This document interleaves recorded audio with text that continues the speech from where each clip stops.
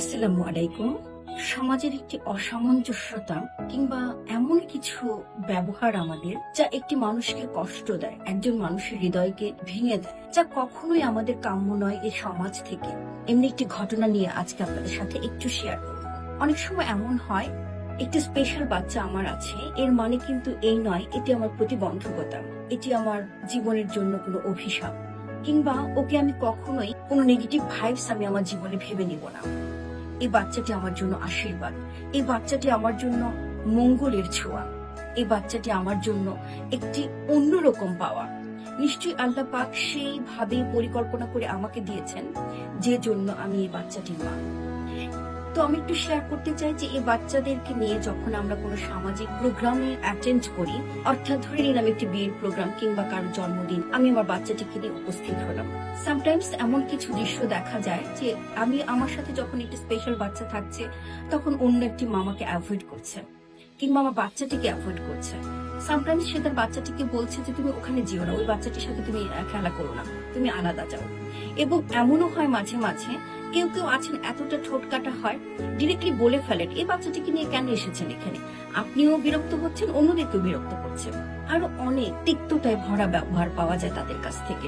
সবাই বুঝে না কিংবা সবাই বুঝতে চায় না, সবাই বুঝে না সেই মায়ের কান্নাকে, সেই মায়ের আবেগকে, সেই মায়ের অবস্থানটিকে। ধরে নিলাম আপনার সেই বাচ্চাটি নেই কিংবা সবার নেই, আমার আছে।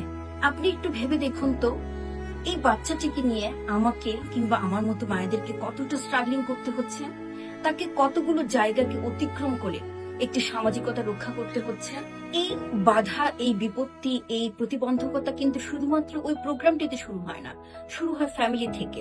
লস ফ্যামিলি, আমি শুধুমাত্র লস ফ্যামিলিকে বলছি না, শ্বশুর বাড়ির লোকজন কিংবা বাবার বাড়ির লোকজন, ইভেন দো সামটাইমস হাজব্যান্ড, তারা কিন্তু তাকে অন্য দৃষ্টিতে দেখা শুরু করে দেয় কিছুদিন পর থেকেই। তাকে সব দায়িত্ব তো বাচ্চাটি নিতেই হয়, সেখান থেকে কোনো সহযোগিতা পাওয়া যায় না, পুরো সাপোর্টিভ মেন্টালিটি এই মাকে বলে না যে কোনো সমস্যা নেই, এই বাচ্চাটি শুধু তোমার নয়, আমরা সবাই এই বাচ্চাটিকে নিয়ে কাজ করব, এই বাচ্চাটিকে সুস্থ করার জন্য, সামাজিক ভাবে গড়ে তোলার জন্য, তাকে গুড এডুকেশন দেওয়ার জন্য, তাকে সঠিক ট্রিটমেন্ট করানোর জন্য আমরা সবাই মিলে সাপোর্ট দিব, আমরা সবাই তোমার প্রতি সহযোগিতার হাত বাড়িয়ে দিব।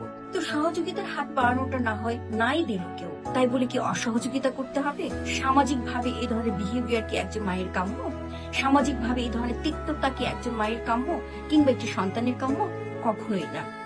আল্লাহ পাক সর্বশ্রেষ্ঠ পরিকল্পনাকারী, তিনি জানেন এই বাচ্চাটাকে যখন আমাকে দিয়েছেন, তিনি নিশ্চয়ই আমাকে এই বাচ্চার জন্য উপযুক্ত ভেবেছেন। আমাকে এই বাচ্চাটাকে আমি গড়ে তুলতে পারবো, শিক্ষা দিতে পারবো কিংবা তাকে আমি সুস্থ রাখতে পারবো, সে পরিকল্পনা মহান আল্লাহ পাক করেছেন। তাহলে সামাজিকতা কেন আমার জন্য বাধা হবে? সামাজিকতা কেন আমার জন্য এতটা তিক্ত হবে? সামাজিকতা কেন আমার রাস্তাকে এতটা অবরুদ্ধ করে রাখবে? সামাজিকতা কেন আমার হাসি কেটে নিবে? ভালো থাকা, সুস্থ থাকা, হাসি খুশি থাকা, সব ধরনের অধিকার পাওয়া আমারও কাম্য, আমার সন্তানের কাম্য। আমরা সবাই এটিকে মেনে চলতে পারি না? আমরা কি কিছুটা হলেও তাদের প্রতি সামাজিক হতে পারি না? কিছুটা হলেও আমি কি সহযোগিতার হাত বাড়িয়ে দিতে পারি না? একটি হাসি মুখে বরণ করে নিতে পারি না সেই মায়ের কান্নাকে? সেই মাকে সান্ত্বনা নাইবা দিতে পারলাম, তাই বলে অবজ্ঞা? কখনোই না। চলুন আমরা এই জায়গাটি থেকে সবাই একটু একটু করে বদলে যাই। বদলে যাই আমি, বদলে দিই সমাজকে, বদলে দিই প্রতিটি মানুষকে। আমরা প্রত্যেকটি মানুষের প্রতি সহমর্মিতা, সহযোগিতা এবং ভালোবাসার মন মানসিকতাটাকে প্রকাশ করলেই সমাজে প্রতিষ্ঠিত হবে ন্যায়, সমাজে প্রতিষ্ঠিত হবে ভালোবাসার একটি উদাহরণ, সমাজে প্রতিষ্ঠিত হবে সুন্দর রিলেশনশিপ একজনের সাথে অন্যজনের। আমরা সেই জায়গাটি থেকে কখনোই পিছপা হব না। চলুন না হাত বাড়িয়ে দিই সবাই সবার প্রতি। ধন্যবাদ জানাচ্ছি আজকের জন্য।